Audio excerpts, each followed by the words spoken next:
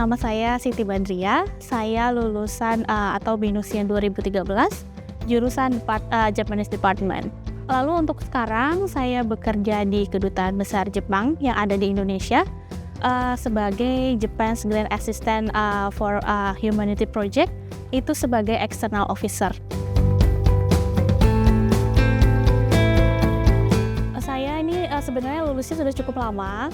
Untuk yang setelah lulus itu saya bekerja di perusahaan Jepang selama 5 tahun. Lalu setelah itu sebenarnya saya sudah pernah sekali di Kedutaan Besar Jepang juga, itu 3 tahun, dan kembali ke perusahaan Jepang, dan sekarang di Kedutaan Besar Jepang lagi.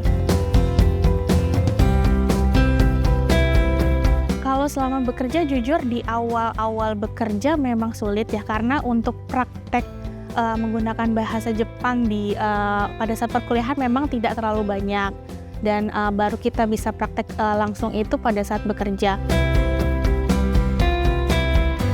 Kalau misalnya untuk di BINUS itu memang sastranya sebenarnya ada pilihannya 3 ya, dan kebetulan salah satunya ada sastra Jepang, jadi saya milih khususnya di BINUS juga.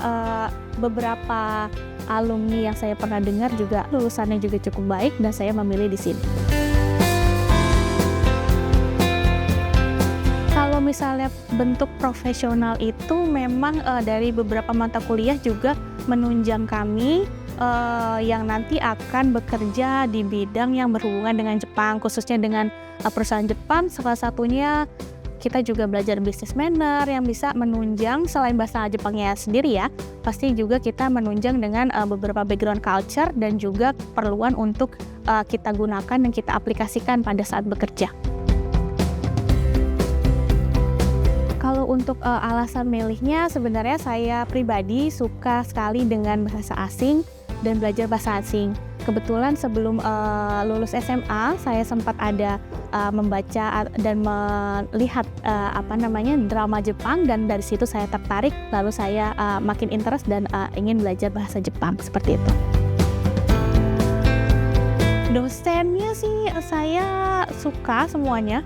Kalau misalnya untuk mata kuliahnya lebih spesifik, saya suka linguistik ya, sama untuk yang culture juga, karena kebetulan saya juga kenalnya dari culture, salah satunya dari film atau drama yang saya tonton.